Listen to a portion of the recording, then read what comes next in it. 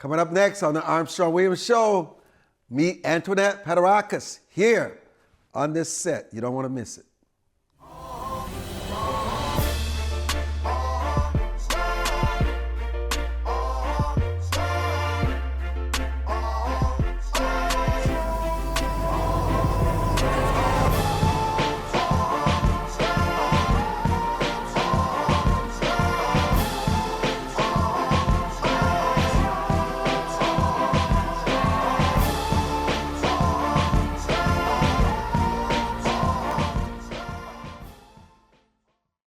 Welcome to another edition of the Armstrong-Williams Show.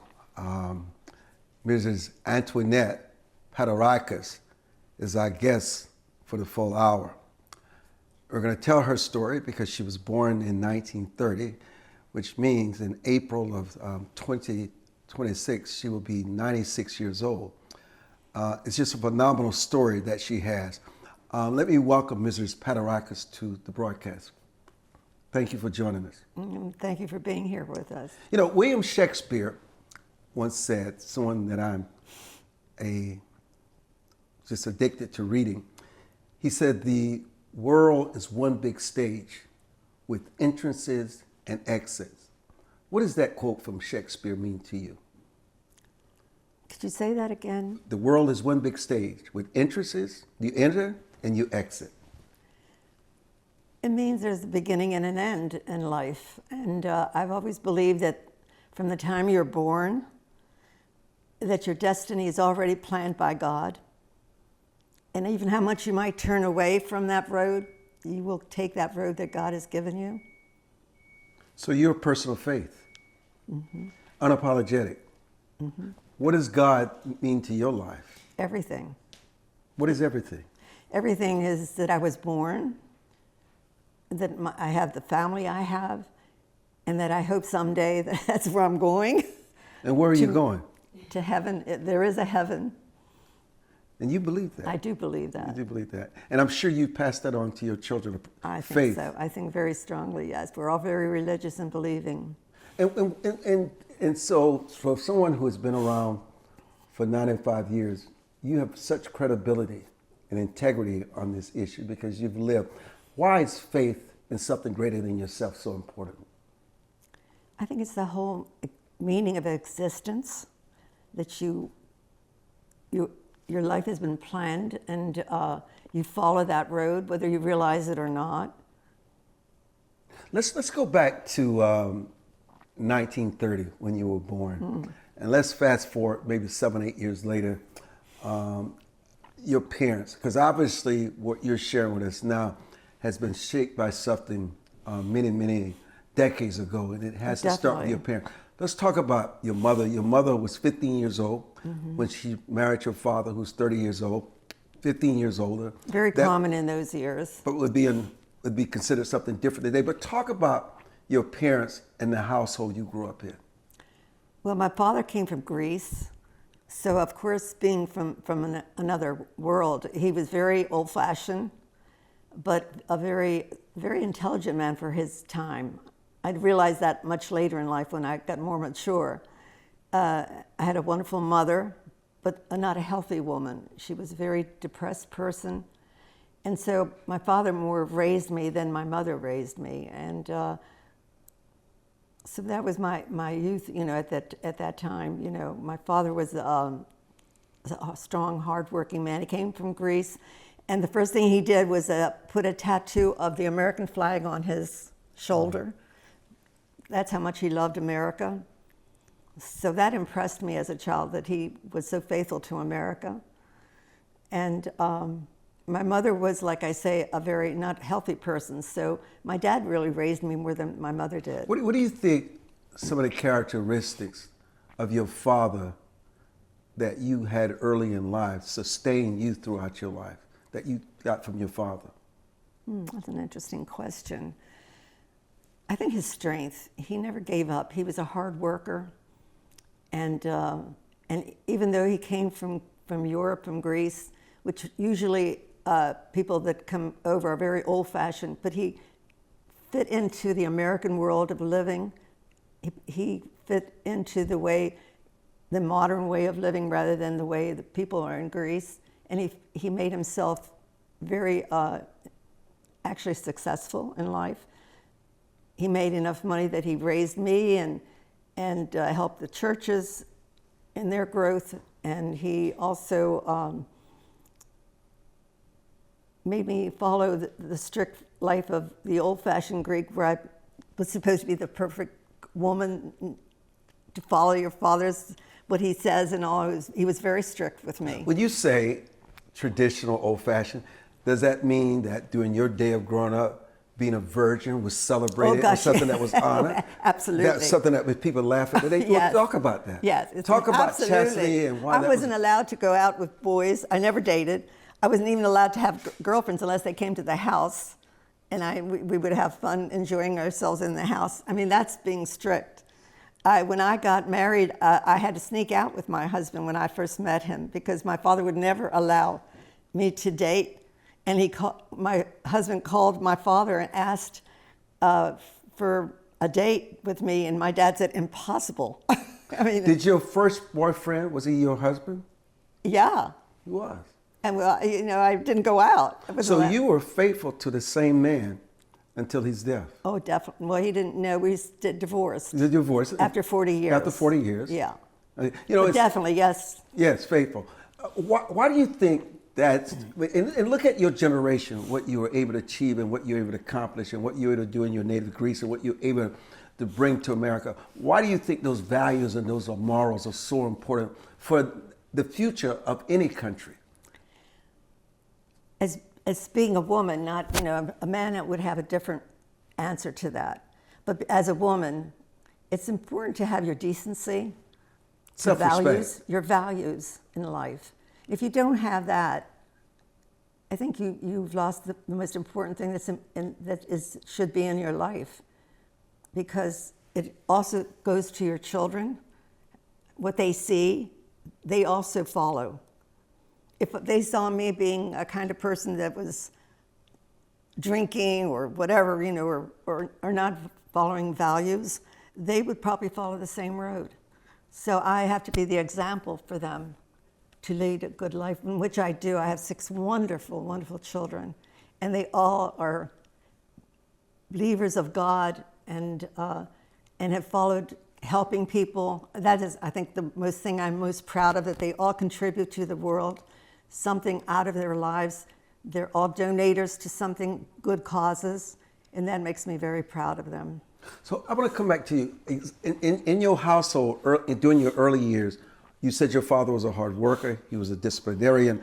What did your father and mother do for a living at that time? What was their occupation? My mother really didn't do, she was a housewife. In those years, women didn't have careers. But that's a job, raising kids, Yeah, taking care of the tell household. me about it. I did Yeah. the same thing. So that was her career, as you said. My father was a produce man. He bought produce and he delivered them to restaurants. And at that time, the war had started, and so that really grew his business very fast. What are your memories of World War II, as much as you can? You didn't see too many men in this city. You would, you know, because they were all soldiers, and you saw a lot. And if you did, you saw soldiers in the streets. And I was very young at that time, but I remember being in school, and I used to sing. So my teacher had me. They would take the children in the hallways to stay safe in case there was a bomb or something. So they would have me sing there to calm them down and relax them a little bit so they wouldn't get too frightened. So that's where my career started in singing. So when did you discover you had the gift of song? Well, that was from my teacher in music class. How old were you when you started music class? I guess about 10. 10 years old.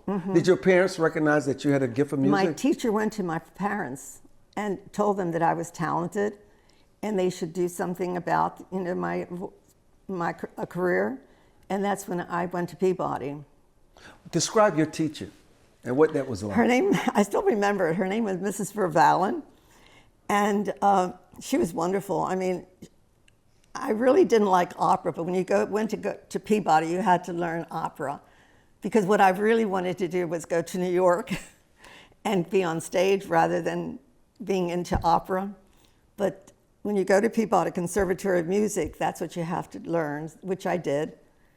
And she was a very, very patient woman, I should say, because sometimes I didn't like practicing too hard. But you were not mischievous. No. No. I don't think I ever was. Well, maybe a little bit. Yeah, maybe a little bit when I was in school. We'll leave that alone. I think we all are. I'll leave that alone. But talk about, I want to come back before we go to a break. You talked about that your mother was ill often. Yes. How did that impact you? It impacted me a lot because I remember going to school and running home as fast as I could because I worried about her walking in the street. She would take walks for a long time. And I wanted to see that she was all right because I was so afraid the car would hit her because she was not very careful about herself. And that's what I still remember, running to her to help her. So let's talk about your mother. How old were you when you lost your mother? I was 24 years old. And you were married at the time? Yes. Wow. How old were you when you were married? 19. 19. To the boy of your dream that you just spoke about earlier. But talk about your mother and the fact that you said she was sick. And obviously you were very sensitive to her because you could see that she was fragile in many ways. Well, I felt like I had to protect her a lot. There was a lot of things when a mother's not well that a child is lacking. Like I would go home from school and there was no food on the table. Nobody worried about me because I was an only child, so I didn't have a sister or brother to turn to. My family wasn't very cooperative because they didn't like my father. So consequently, they didn't pay too much attention to me. So I had a hard upbringing, but I think that's what made me strong in my life because I did have it hard. And I don't give up easily. Wow, that is fascinating. You're an only child, but obviously you had this incredible bond with your father. Oh, yes, I did. Yeah, and he did the best that he could. He was a very good father. Well, talk about marrying at 19 and starting your own family. The fact that you had to leave home. What was that like, leaving home? Starting out on your own. Actually, it was a relief because my dad was so old-fashioned that I actually wanted to get away from my home because that was the only way they wouldn't allow me to date. They wouldn't allow me to go anywhere unless I was with them. So it was a relief to get married and have a new life for myself because there was no future with them. They didn't allow me to be myself, what I wanted to be. You know, I want you to hold that. Miss Antoinette Paterakis is our guest. I'm Armstrong Williams. We'll be back.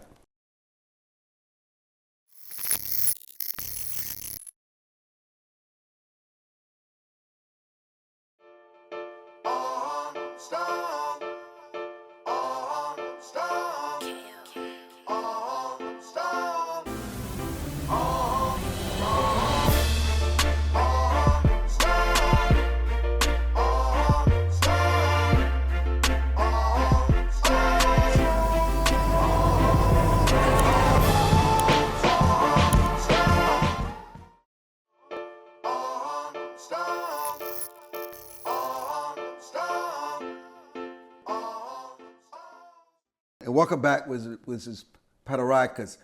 You know, you talked about your music teacher and you talked about singing. I know we were talking about your father and you saying home was like a prison. Well, not exactly a prison. I said it was like a prison. Yeah, you said that. No, I said it just. Well, in today's society, they would think that your freedom was restricted. But you know, before I even go to the next question, talk about how you were not able to appreciate your father's strictness, his monitoring you, overprotectiveness.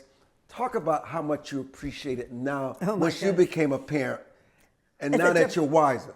Talk about your appreciation. Very good question. Very good question. It's so different when you're a parent. And if you're a parent, you understand what I'm saying. You want the best for your children. And so consequently, you get tough on them because true love is teaching them. My dad said, the person that loves you is hard on you. And I think I was tough on my children a little, but they were, maybe I've forgotten everything, but I think my family was very easy to raise. They were good kids. They all went through certain things that all children do, but I have a good family, and I'm But- very but- proud of them. But were you much different from your father when you were raising your own Oh, children? definitely. How? Because I wasn't strict like my father was. I was much more lenient and more, well, I was more Americanized too, because I was born in America, and I had more modern ideas than my father did.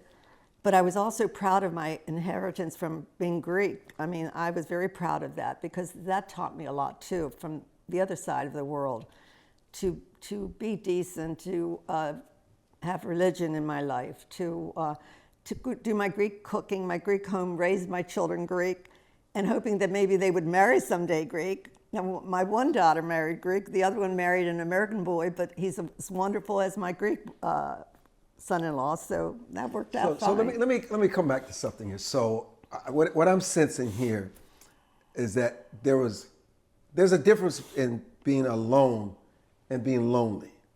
You had a lot of alone time when you were growing up as a kid. You know, you were the only child. Your mother was ill. She could not be there the way she wanted to because of her illness. Your father was busy building the business, making sure that you were provided for. So it wasn't really until you married and had your own children and a family that you felt a real sense of purpose and belonging in something that really fulfilled you. So talk about getting married and talk about having kids and how much that impacted you, because you glow when you talk about your children. Oh, yes. Because I sense that is your greatest legacy, are your kids and what they become. So talk about the point of getting married, and then talk about your firstborn. Oh my goodness. Well, where do I start? You hit a very sensitive spot when you said at the beginning, you know, about family and everything. I'm very sensitive to that. That's my whole reason of living, is my family. And I took a long time to think of how I was going to raise them, because I didn't want them to be like my parents were, because they were too hard on me and strict. Maybe they were right, but I didn't want that for them. I wanted them to have a career, to do the things that they desired, they wanted to do in their life, to marry who they want and when. So my attitude, I guess, of raising my family, it was stemmed from the things that I didn't like about the way my parents raised me. So talk about in your life when you started having children of your own. Well, my first one, you know, of course you spoil the first one. His name is Steve, and he's the oldest, and it was hard at the beginning because I didn't have a mother at the time. She was dying at the time when I was pregnant with my son Steve of cancer. So that was a very hard time, because when she died, I went through about a year of depression because of her loss. So I missed probably the beginning of his baby stage, because I was in my own little sorrow at the time. And but then, you know, I realized I have a family now. I've got to snap out of it, and I started, you know, being more aware that I'm a mother now and I've got responsibilities. So he was, I spoiled him probably, which you do with, you know, with your first. But then I got pregnant right away after that, a year apart to the day I have another child. So I got very busy at the time, so I didn't have time to spoil the two of them. I was just always taking care of them. And then a few years later, I get pregnant again, which my daughter Vanessa. And thank goodness I had a little girl, because after two boys, I was really hoping that I would have another girl. So then I got pregnant again, have another two more boys, and then I get another girl. So I have a really beautiful family now. What was the last child like, having your last? That's my Karen over there. She was a little shocker, because I didn't expect at that age, because I was 37, and at those years, you have to realize it was different, because when you're 37 years, in those years, you were very young. Now, 37, they're just having babies and getting married. So it was totally different. I felt I was old. But my son Stevie, when he found out I was pregnant, I went up to him and I said, I don't know how to tell you, but I'm pregnant. His mom, I think that's wonderful. So he made me feel very good about that.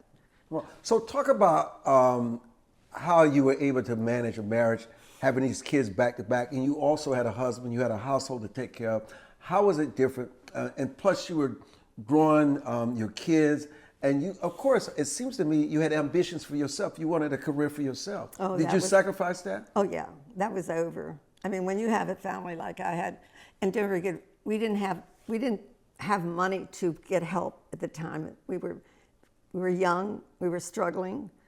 My husband had a business which he had to grow.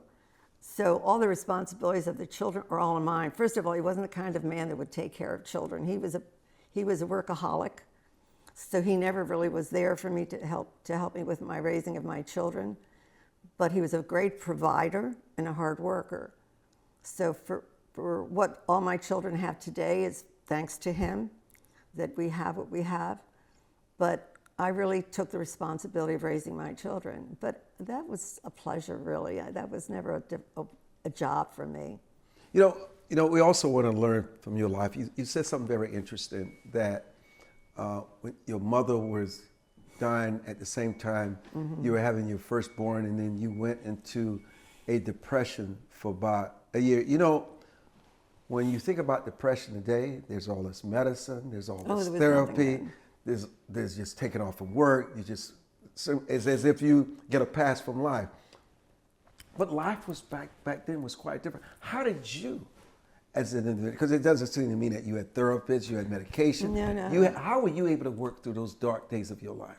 Well, because I had the children, there was no choice. I had to take care of them and raise them, and you just struggle with it, actually. And somehow I found the strength to get through it because of them. I had to be strong for their sake. So you get through that. But eventually that leaves you because I was strong enough to put it behind me, because I had a mother that was that way, and I didn't want to be like my mother and be weak for my children. So I snapped out of it. I woke up one day and I said, "You got to get on the ball and get rolling and take care of family now." Was your husband very supportive? Was he No. sensitive to your feelings? No. Did he hold and hug you? No. He was not that kind of person. So you were on your own. Like I say, he was a workaholic. But you were able to still love him unconditionally. Yeah. For a while. For a while. For a while. For a while. And endure. What made the change when you decided that it was not going to work out for you?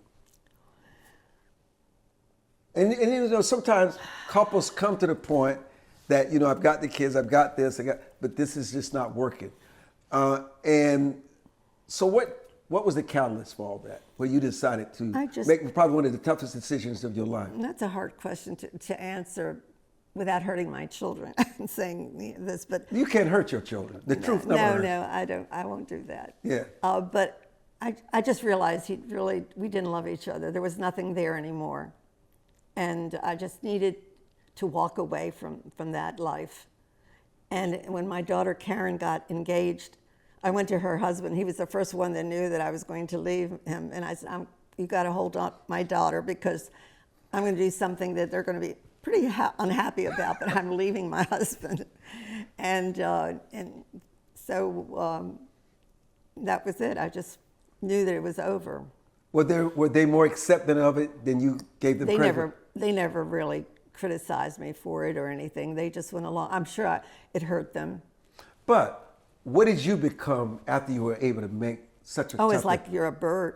It's just like when you realize that you finally, I faced a new way of life. I mean, a world. Talk about that new world you faced. The freedom, because we're talking about freedom now. Yeah, it's just that I didn't have anybody to answer to anymore. I mean, I was on my own.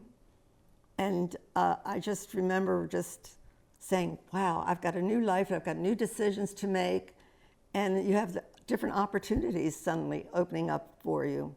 Did you have any doubt that you could make it solo? No. No. One way or another, I knew I would, because I'm a strong person, mentally and physically. I didn't know. Yeah, but you are your father's daughter. Yep. Yeah, and Yeah. that shines through in this conversation. I want to go back to when you were on stage before your life changed, when you were out there singing and dancing. You were part of what we would call Hollywood today. Your ambition, your teacher had instilled in you that you had these great talents. How long did that last? And when it did last, what was that like for you? I enjoyed every moment of it. I mean, going to school was great. I mean, but the best part of the school for me was that I was in all the plays. I was the leading part. I was in 3 plays, and I just loved it. Like I say, I probably would have enjoyed if I had parents who would let me go to New York, because I think that's what I wanted to do. You really wanted to go to New York? I really wanted to go to New York because I knew I could make it. Talk about those discussions with your parents when you were there was trying. no discussions. No discussion. They would never have allowed me to do that. So there was no discussion. I knew there was no hope to get that freedom to do it. Do you think your life would be radically different now if you were able to have made that decision to go to New York? Well, if I had, yes, it probably would be. But I don't regret that what I did. I mean, my world worked that way, because I wouldn't have this wonderful family I have. So there's no regrets. I mean, you see that when you get older. I mean, when we're young, we have such dreams. We think we're going to do this and we're going to do that. But you realize, as life truly comes and follows, things change and you learn so much more. And God has a reason for everything. But when you were singing and dreaming about what could have been, that was very fulfilling for you at that moment. At that moment. Even though it did not last. Right. I'm Armstrong Williams, and we'll be back.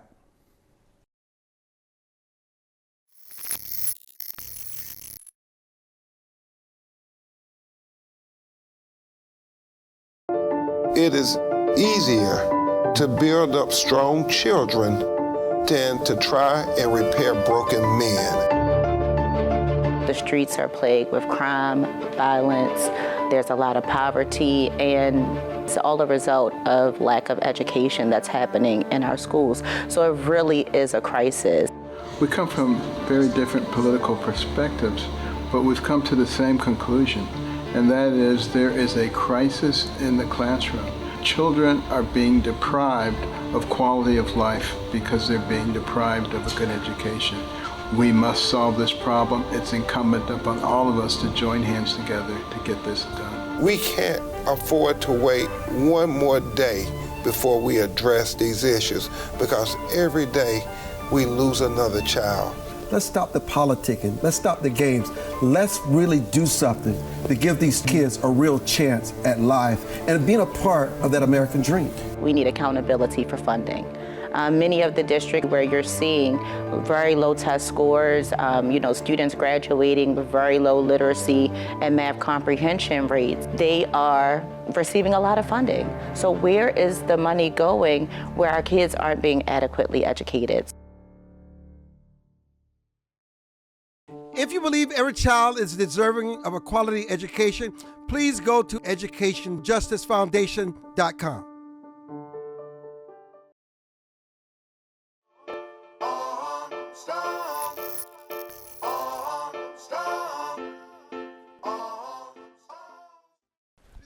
And welcome back to the broadcast with Ms. Paterakis. You know, I remember someone, I was talking to someone, I have a lot of friends who are over 90 years old, a lot of friends. I've had them for a very long time.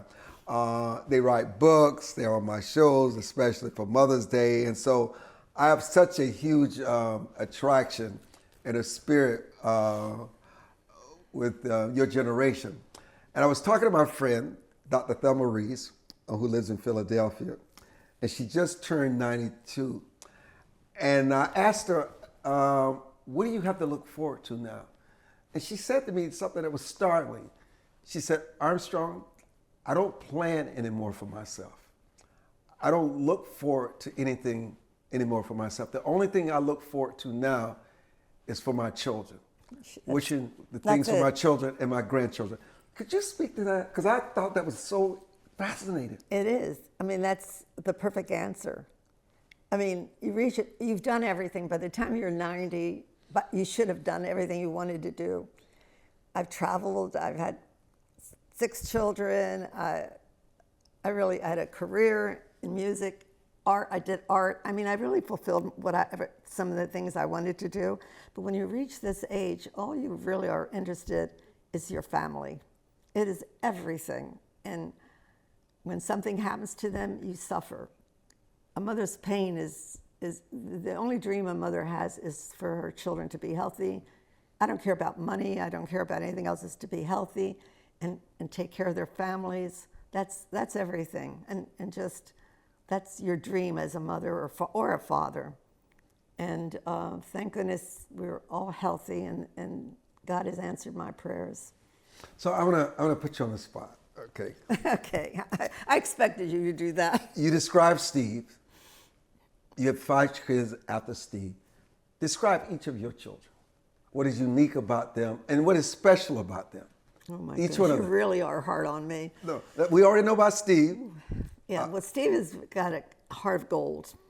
So, I mean, he's my first, so I'm very soft on him. And I think the daughters will probably agree. Yeah, he's a sweetheart. And then Bill, he's the quiet one. He's the one that takes everything in. And I feel bad for him because he lost his wife in cancer when she was in her 40s. So he's been through a lot. He has 3 triplets, 3 children, which are grown now. So he's been through a lot, but he's a very good soul and very, very, very religious. So that's. And then Vanessa was the third. Vanessa was my blessing because finally, after 2 boys, I had a girl. And it was, even her father was really happy when we finally had something.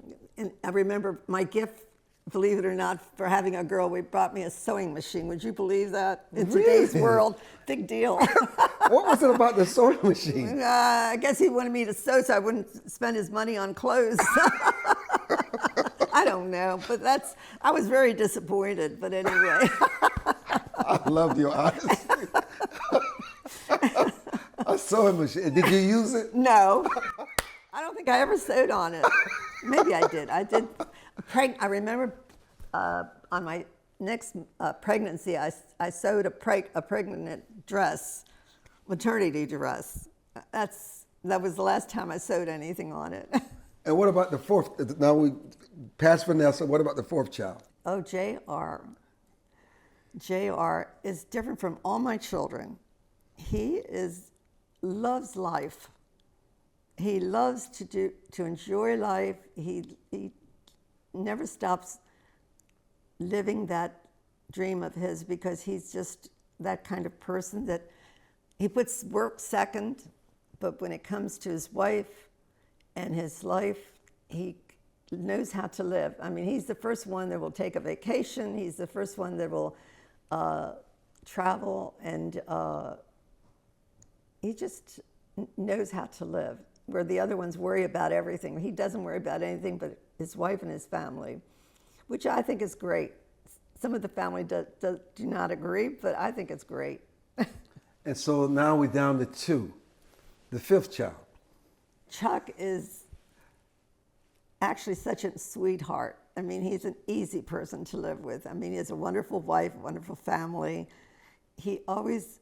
My husband gave him a rough time because he was too soft for him because he liked a man to be tough.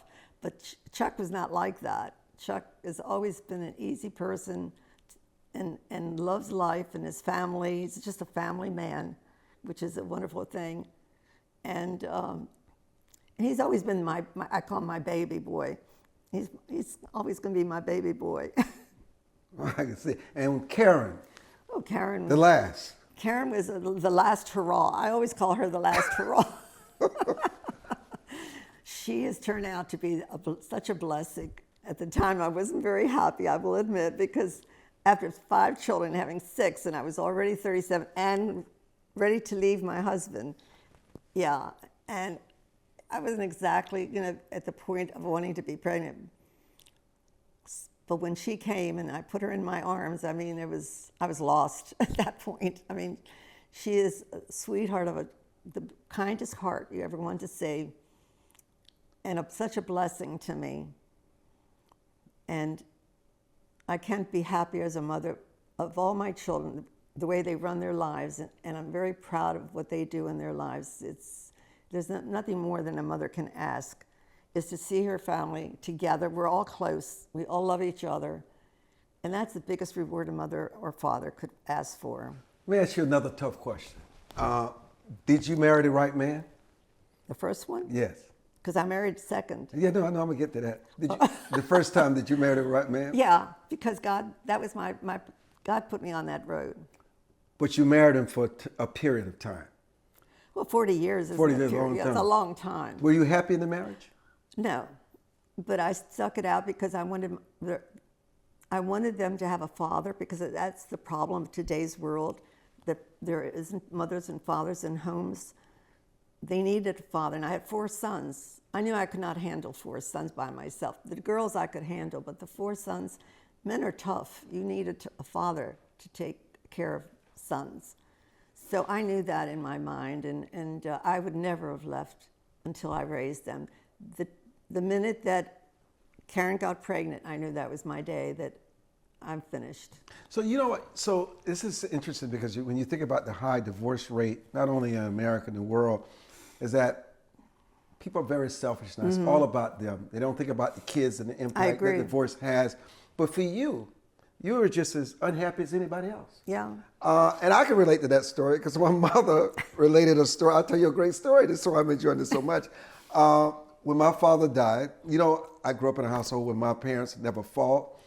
They never had a word against each other. I always thought it was the perfect household. And then my father died, but it bothered me because my mother never shed any tears. It just really bothered me because I was very close to my father. But anyhow, we were at a homecoming game, and my mother told me I should stick around and sort of hang out with her at the hotel because it seems as though we needed to talk. And I said to her, I said, you know, I know you miss Daddy. She said, I'm having the best days of my life.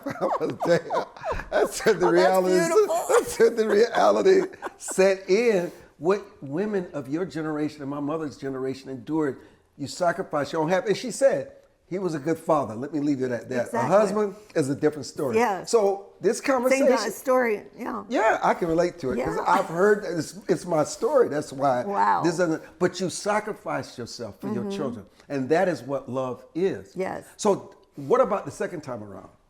The second time is totally different because you know what you're looking for. I mean, I knew at first, you know, when I met my second husband, it was like immediate. We met at a party. We sat down, started talking, and we talked for 4 hours, which I never did with my first husband. So he was very easy, very loving, put me on a pedestal, which I never had been put before. And I had never had that, so I think when you haven't had it in the first marriage, it's so important when you finally find the person that gives you that love and confidence in your life. Well, you were in love. I really was in love with that man, but he was worth it. Yeah, right there. So, you know, I want to come back. You know, I'm looking around your home, and I see a lot of the artwork, and I'm told that you were, and obviously if you were, you still are, an artist. Where did you develop your artistic skills? I really didn't start till I was in my 45, 50 years old. A friend of mine, Helen Produces, and I decided to go for classes for art, just for a whim, something to do because we had raised our children and we were looking for something to get into. And so we decided to go for art. And I started with a teacher that was really wonderful. She gave me a lot of courage to go further than what I thought, because I remember going to her, my daughter Vanessa wanted me to paint this picture for her that was huge. It was, it was a huge picture. I don't remember how big it was, and I never thought I could do that. So I went to her and I said, this is what my daughter wants me to paint for her home. I don't know if I can do this because it's so big. She said, oh, you can do it. And just by her saying that, made me feel, all right, if she thinks I can do it, I'll do it. And she's got it hanging in her home. And it turned out, and after that, I just had no fear of where I was going with art. I just, What does art help you learn about yourself? about myself, that you could do whatever you want in life if you believe in yourself, because it gave me strength to realize, you know, gee, if I can do this, I could do other things too. So. You know, it fascinates because nobody listening to this broadcast is going to believe that you're 95. Do you exercise? Do you use? No.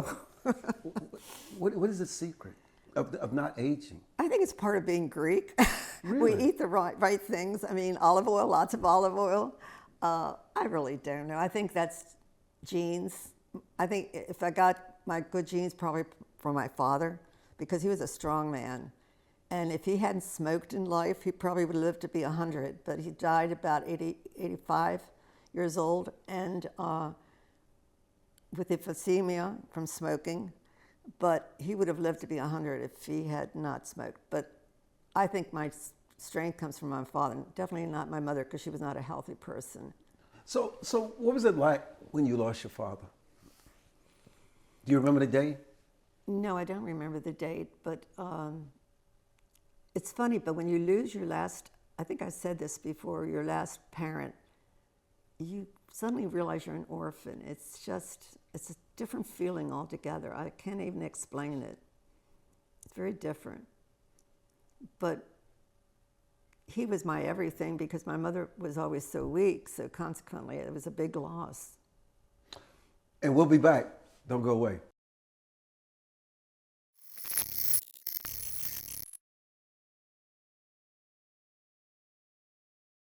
As a home buyer, you need a lender who cares about your home ownership dreams. United Security Financial has been helping families secure their dream homes for 30 years. We're a national fair practice lender that provides affordable mortgages and low down payment programs to eligible home buyers. To learn how United Security Financial can help you secure your dream home, call 1-800-373-4186.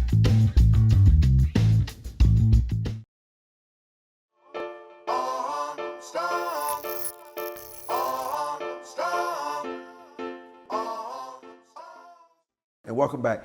You have 19 grandchildren. Yes. And 18 great-grandchildren. Isn't that beautiful? Wow. It is a wow. It's like mind-boggling, actually. Mm-hmm. You're just surrounded by nothing but love. Oh, I'm so lucky. God has been so good. So now we're at the phase of, we're in the home stretch of this conversation. And so I want people to learn about your life. I want you to talk about, just briefly, things that you recall in your life that really changed you and had a significant impact. Obviously, you talked about your parents. Obviously, divorcing your husband, finding your freedom. That was a very important moment in your life. Well, other things that people can learn from. The simple things. It doesn't even have to be anything big. That's really, that you Something recall. it takes time to think about that. But you're good. You're sharp as a razor. So, but your life, just when you reflect back on your life. I think I'm so happy that I've traveled in my lifetime. Travel. Because the world is so beautiful. And I remember I was very young when I first started traveling with my father because he was very worldly. And I was 15 years old. I went to Greece. And then from Greece, we went right through Europe to Paris and England and then came back home. And that changed my whole life because I realized there was a world around me, not just one little area that you live in. And even with my second husband, we traveled a lot. And I'm so thankful for the traveling that I did in my lifetime because I think it changed me a lot because when you see the world, other than your little cocoon that you're in, you know, and you live in, you have a different attitude about life. What about what you learned about people, that you don't judge people by what they look never like, judge by what people. they wear? Talk about what you learned in terms of that the best gift that God has given us all is mankind, are human beings, and how we need to see the best in each other. Well, I think God expects that from you. And we live in this world to leave something behind, not just to live, but to live something behind, because there are lessons that we, like you said, that we learn and should give to our children so they don't go through the crisis of things that we suffered through, like segregation, for all the different things that we were wrong about, and we should learn from those things. Because the way our world is going today is not a good direction. I'm not very happy about what my grandchildren are going to go into, and my great-grandchildren, and that worries me more than anything at my time in my life right now. Do you think it's worse than at any point in your life since you were born during the 1930s? Do you think it's gotten worse? I do think so. We have lost respect in each other, and the things that I see that young people were doing, especially young people, they're evil. They think harsh of the world, and I don't know how it's going to turn and when it's going to change if the direction stays the way it is. You know, it's so important, something you said earlier, the fact that you sacrificed your own happiness to live in a marriage for your children because you felt that both parents were necessary in the household. Do you see the decline attributed back to the fact of the breakdown in the family? You definitely need a father and a mother in a home, but you don't need them just to be in a home. These parents have to direct their children. Like you look at all the young children that are out in the streets right now. The things that they're doing. Where are the parents? Don't they know where their children are? I always knew where my kids were, and by evening it was dark. They better be home. Are you satisfied with the way your children are raising your grandchildren and great-grandchildren? Yes. They still adhere to your... Because I think they followed what I did to my children, and they're following their footsteps in raising their children. I see a very good future for them, but not everybody's doing that. I see a lot of parents that just don't even know where their children are. You know, so I was struck by, I recently vacationed with your daughter, Vanessa, and your son-in-law, Fred, and something she said that really struck me. She had to get back home to her 95-year-old mother because that's become my life. I don't know what's going to happen when my mother's no longer here. So what happens? What do you say? I worry about that. What are your thoughts about dying? The fact that God promised us 70 years in a decade, and you've surpassed yours by a quarter of a century, 25 years. Should they have regrets? I mean, listen, it is, I would say to anybody, their greatest gifts are their parents. Every moment, you can never spend enough time. But I do recognize, as I with my parents, they absolutely understand what they have. But what do you say to them when you're no longer here? I worry about that very much because I know that my kids are going to come apart when I'm gone. Even my sons, I mean, my one son said, Mom, I can't imagine life without you. But that's life. And we all lose our parents. But I feel that I've given them enough strength that they'll be fine. And they have a family to take care of, and they'll be fine. Now that we talked about the kids should be fine, what about you? Do you have any fear of it? You think about it? Of course. Are you surprised you lived this long? I'm very surprised I lived this long, and I'm very thankful. And that I'm strong enough to still enjoy a little bit of my children and family. It's such a blessing. I'm not afraid at all. I mean, I believe in God, and whatever is. And I lived a decent life where people have suffered. I've had cancer twice, so I've been through pain. I know what that is like. But to achieve 95, I think that's such a gift from God. But you're not just 95. You're like a 95 and a 60-year-old body. I mean, you're thriving. I mean, you're vibrant. You're sharp as a tack. You've not lost any edge. I mean, you are really living your best days. Yeah, I'm good. I'm really good. But are there God's any, been good. Are there any secrets though? Books you read? No, Your there's conversation? no secret. That's a gift that God gives you. Some people have it. Look, when I see children suffering from cancer and all that, and I think, oh my God, I don't know why these things happen. I wish, there was something different in life. That really bothers me when I see children suffering from any ailment that they have. And it shouldn't be, but that's something, maybe there's a reason for it. Maybe it makes us humble to realize that what is important in life. I don't know the answer to that, but I think the most thing I really hate to see is children suffering. If you could have a conversation now at 95 years old, if your father came to you in a dream, what would you say to your father? You were a great dad. He was a great dad. I didn't appreciate him when I had him.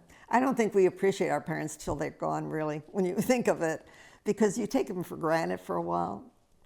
And when they're really, really gone, you see them in a different light, because as you get older, you realize the things they taught you, the things that they expected from you, and the courage that your parents gave you to do your life, give you the freedom to take care of your life, what you learned from them. But my dad was it took me, I think, just a few years ago to appreciate him. It took that long. Your mother died at age 37. I can't help but think, because I'm a person of faith, that her dying young is part of the reason why you have long life. Because God, It's funny you say that. I believe that. Because I felt always that she gave me her time. Yes. I really feel that. It's funny you said that. So what would you say to your mother? Because I feel the same way, actually. It's Yeah. crazy, isn't it? Yeah, I feel that she gave, thanks, Mom. I mean, I've really lived for you.